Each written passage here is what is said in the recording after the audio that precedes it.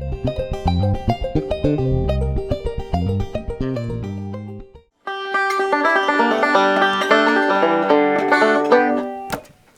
hello everybody, Joe Scott here with higherhertz.com, and welcome to another episode of How to Play the 5-String Banjo. Before we get started, please make sure to click the subscribe button and the little bell below to make sure you get notifications for future videos. So let's get started. So episode 1 here is how to choose the right 5-string banjo for you. There's a lot of things to consider when you're going to buy a musical instrument. Probably at the top of most people's list is your budget. How much do you have to spend on an instrument?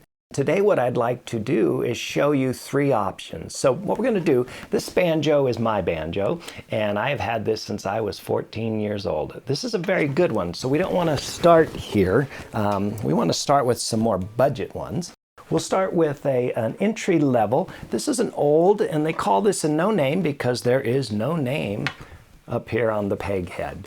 This is definitely an entry level, but however, it sounds good and it's very playable. So an instrument like this, you may expect to pay between $100, maybe $200 for something like this one.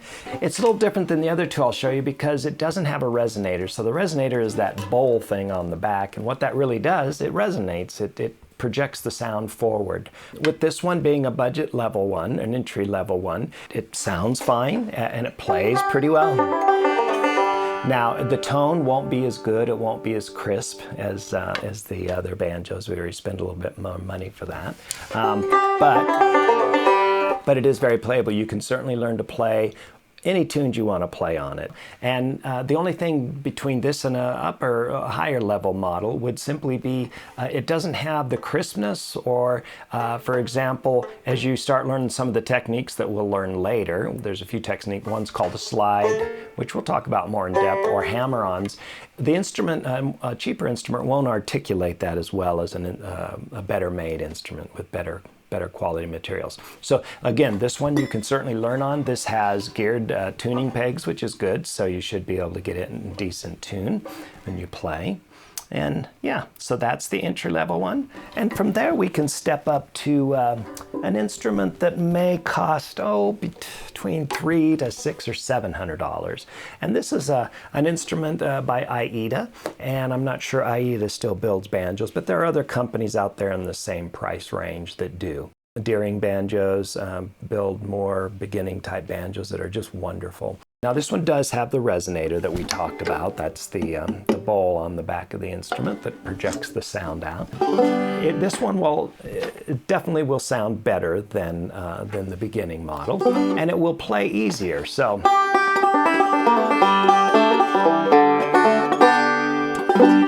it does have the pearl inlays. These inlays are your road map. The budget banjo, if you notice, it does have the dot inlays on those, and so those work just fine. Not much difference there. And then this one will have the fancier headstock, the inlaid mother of pearl as well, and that's very nice.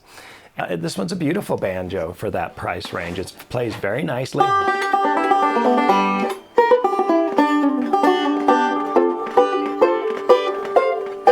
And it plays nicely in tune all the way up the neck as well.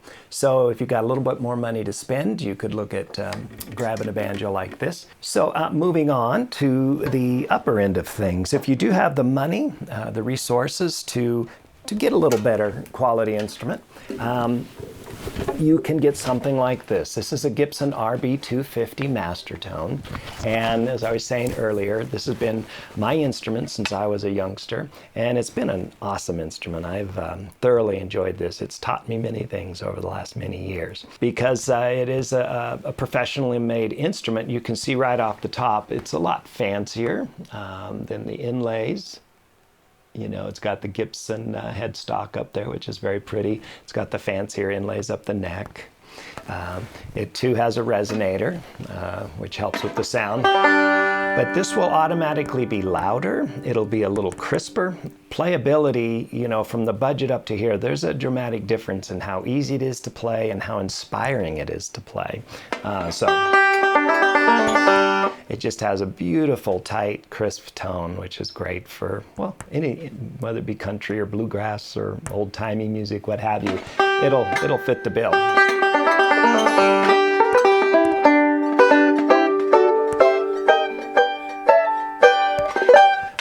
just beautiful all the way up the neck. It's the kind of instrument that almost kind of will play itself, it feels like. Especially like when I started on a banjo much like the budget banjo I showed you.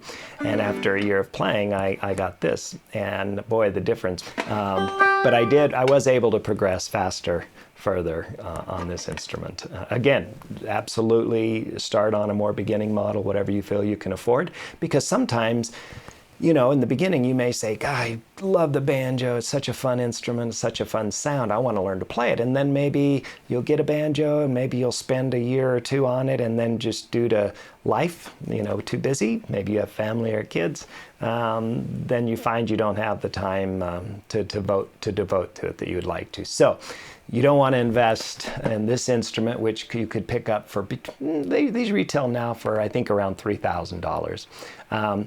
You don't want to invest $3,000 if you wind up only playing it for a year or two. But you can always resell any of these instruments as well. So those are the basic levels. Certainly there's areas between each of these where you can, you know, get other lesser or more expensive. Certainly the sky's the limit on a banjo. You can spend $10,000, $20,000 if you want on a banjo.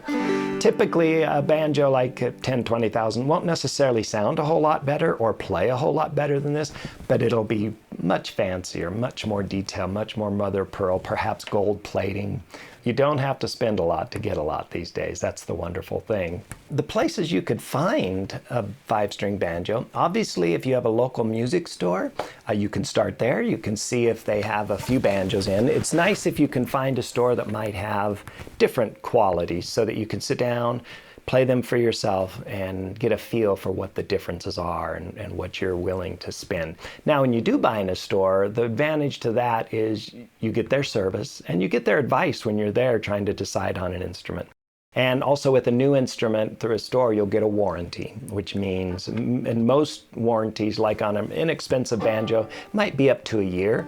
On a higher end instrument like this, it's a lifetime. Gibson Mastertones and all the other top banjo companies guarantee their work for the life of the instrument to the original owner. So this is still warranted to me. Now, if you sell it, the new owner will not have that warranty. I don't believe it's transferable. That's the advantages of buying in a store. Also, there are many stores online now that you can find a huge selection of banjos in all price ranges online. So the advantage of that is you can get their advice, certainly. Service, not so much because it's not a physical store you can actually take the instrument back to.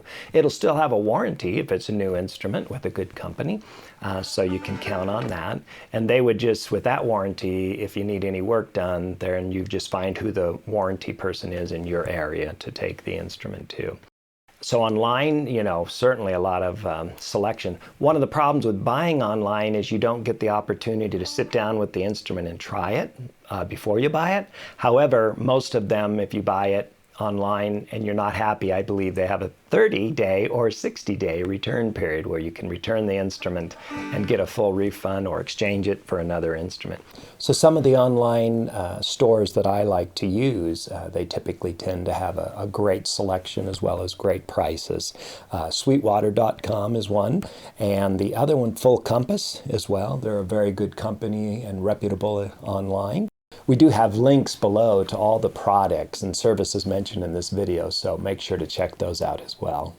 The third way to buy is privately, through your local newspaper, online. Here we have a website called Craigslist, which is wonderful for buying musical instruments. You can find them, contact the seller, arrange a meetup time to try out the instrument and buy it. Facebook has Facebook Marketplace for instruments, and you'll see things in your area. But when you buy privately, of course, there'll be no service and no warranty on the instrument. And, you know, if you like the instrument, those aren't such a big deal. I wouldn't worry about the whole warranty so much. So those are the three different ways that I would go about finding an instrument.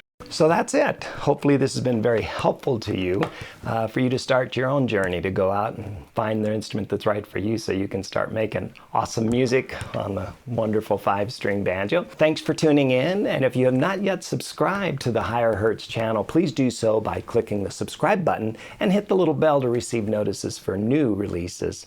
Also, please feel free to comment in the comments section, and please share. That helps us a great deal. We'd love to hear from you. And remember, practice, practice. practice, practice, and I look forward to seeing you at the next 5-string banjo lesson.